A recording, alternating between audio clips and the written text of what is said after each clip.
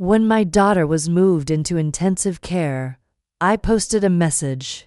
She's critical. Please pray. My younger brother reacted with a thumbs up emoji. No call.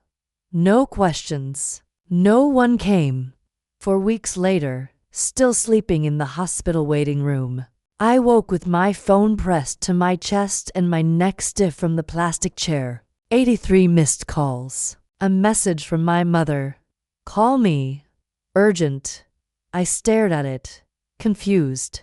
When my daughter was fighting for her life, nobody had time. So whatever this was, it wasn't about her. My daughter Maya is 8. She collapsed at a classmate's birthday party after one bite of cake. At first they thought allergy, then seizure, then cardiac. Every doctor had a new theory and none of them sounded certain. By midnight she was in the ICU, machines breathing for her, wires everywhere, her small body swallowed by white sheets and blinking monitors. I stepped into the hallway that first night because the room felt like it was closing in. I typed into the family group chat, "She's in critical condition. Please pray." Ryan, my brother, sent a. That was it. My sister Sophie didn't respond. My mom read it and hours later texted privately, "Keep me posted." No one asked which hospital. No one offered to come. The first night I told myself they'd show up in the morning. Mom lived 40 minutes away. Ryan worked an hour north. Sophie worked remote. She could be anywhere. Morning came. Then afternoon, no one. By day 3 I stopped looking up every time footsteps echoed down the hall. By day 5 I muted the group chat. After my Aunt Linda sent a video tour of her remodeled kitchen island. By day 8, a hospital social worker gently asked who my support system was. My family. I said automatically. Even as I said it, I knew it wasn't true. But admitting I was alone felt worse than actually being alone. Weeks blurred together. Same vending machine coffee. Same antiseptic smell. Same night nurse, Carla, who always whispered, "Did you eat today?" like it was a secret question. Meanwhile, my family's messages kept popping up. Church picnic photos. Sophie's new haircut. Ryan showing off a power tool he bought. Mom posting quotes about gratitude. None of them walked through the ICU doors. By week 4, I stopped expecting them to. That morning when my phone lit up with missed calls, my first thought was that someone had died. My second thought was that it couldn't be about Maya because when it was about Maya, nobody called. I texted, "What happened?" The typing bubble appeared instantly. "We need you," Mom replied. I waited. Surely she'd add something about Maya. She didn't. I wrote, "I'm at the hospital. Maya's still in ICU." She called immediately. I stepped outside the ICU doors to answer. She didn't ask how Maya was. She launched straight in. Ryan had fallen at a construction site. 3 stories. He was alive but needed surgery. They were transferring him to a bigger hospital, my hospital. For a moment I thought it was coincidence. Then she said, "We told them you work with finances. They said someone needs to handle paperwork and deposits. You're good at that." I leaned against the wall. I had been sleeping in a chair for 4 weeks, eating crackers for dinner, watching machines breathe for my child. "Can you help?" she asked. "Just until we figure things out." I waited for her to mention Maya. She didn't. I asked, "Did Ryan ask about her?" Pause. "He's in pain, Elena." That was her answer. I hung up before my voice broke. Back inside, Maya lay still, lashes resting on pale cheeks.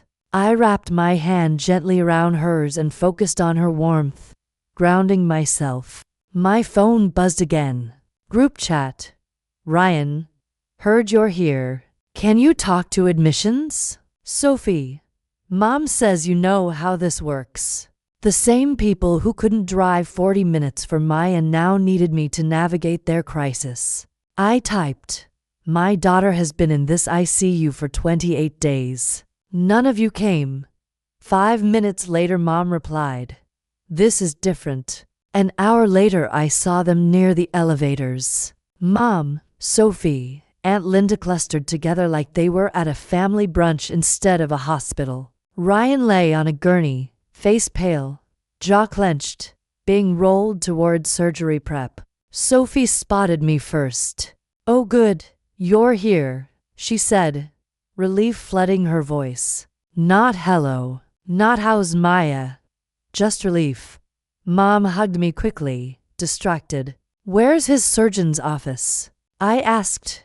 "Does anyone want to see Maya before his surgery?" Silence. Mom said, "Let's handle one emergency at a time."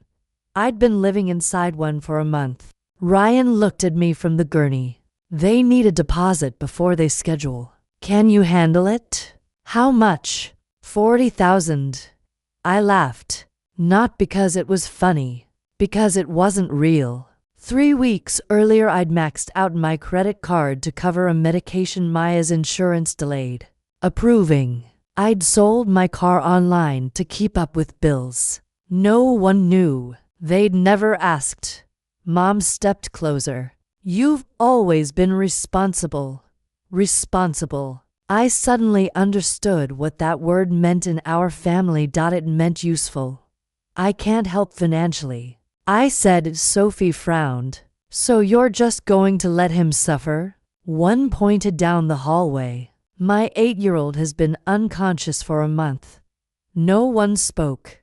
A nurse approached. "Who's handling payment authorization?" All 3 of them looked at me. I shook my head. "Not me." Mom's expression didn't turn angry. It turned surprised, like she'd just discovered gravity stopped working. "You'd really turn your back on your brother?" she asked. I thought about the thumbs up emoji, the empty chair beside me for 28 nights. I already know what it feels like when family turns their back. I said. Ryan was wheeled away. Sophie started talking rapidly about timing and emotions. Aunt Linda whispered into her phone about loan options. I walked back toward ICU. My phone vibrated nonstop. "Sophie, this isn't the time to make a point." "Mom, we raised you better than this." "Ryan, I'd help you if roles were reversed." That last one stopped me. I replied, "They were reversed." No one answered. An hour later, Mom called again. Her voice sounded different, cooler, sharper. "The hospital says if Ryan's debt gets too high, it could affect the business."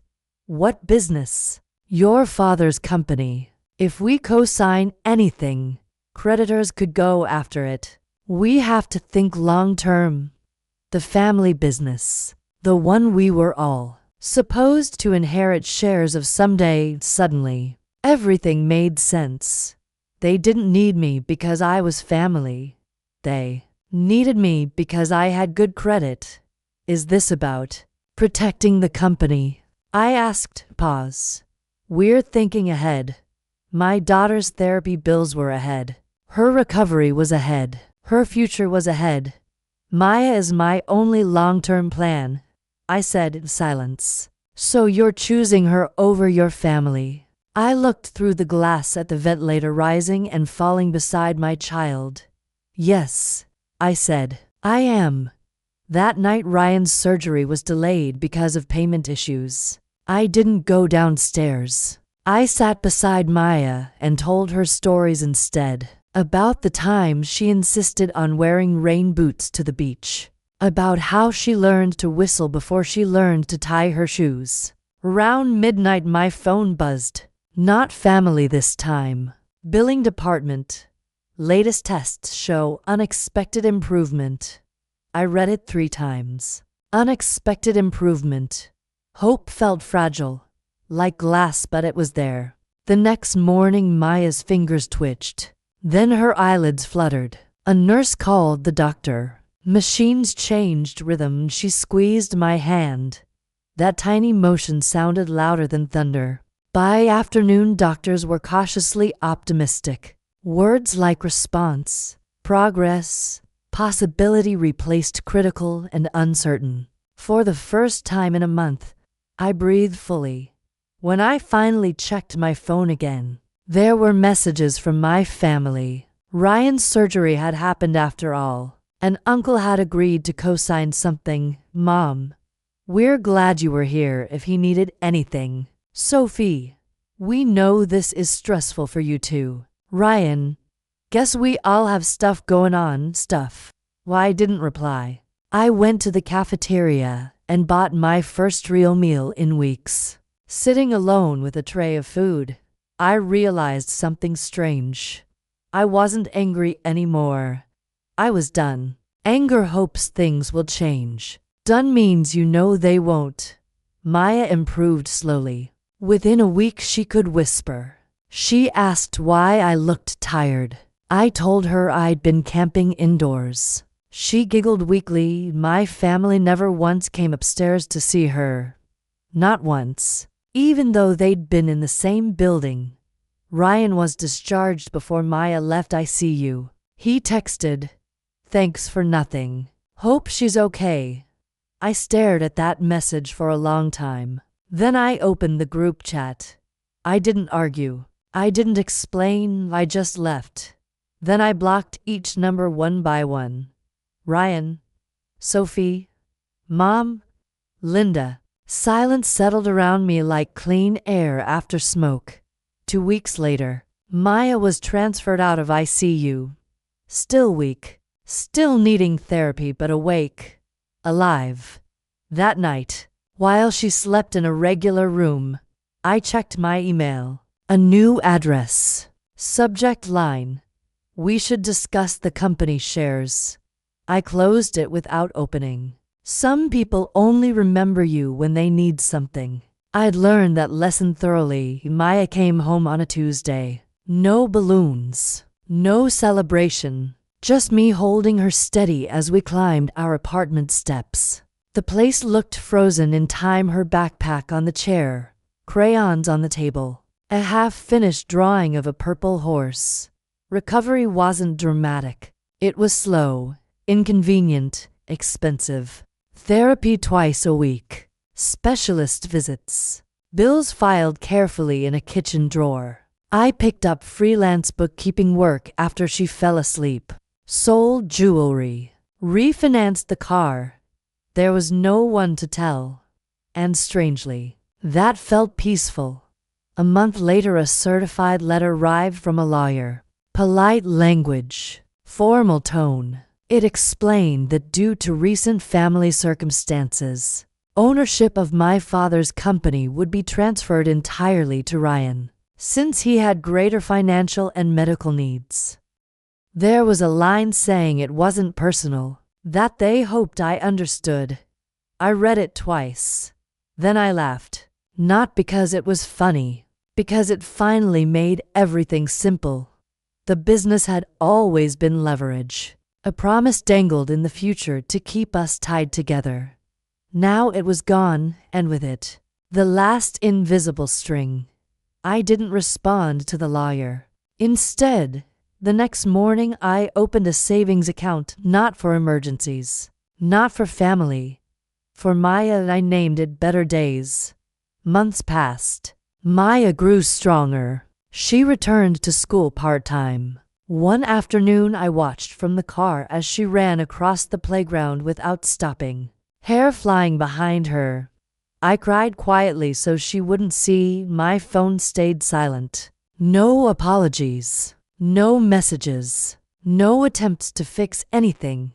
Eventually that silence stopped feeling heavy. It started feeling light. One evening while we cooked dinner, Maya asked, "Mom, why don't we see Grandma anymore?" I kept my voice gentle. Sometimes people show you who they are when things get hard. She thought about it seriously, then nodded. Kids understand truth faster than adults do. Life had knocked me down harder than I thought I could survive. There were nights in that waiting room when I felt completely alone. But I was wrong about one thing. I wasn't alone. I had myself, and I had my daughter's hand squeezing mine in the dark. I don't hate my family. Hate takes energy. I simply erased them. And for the first time in my life, I'm not waiting for anyone to show up.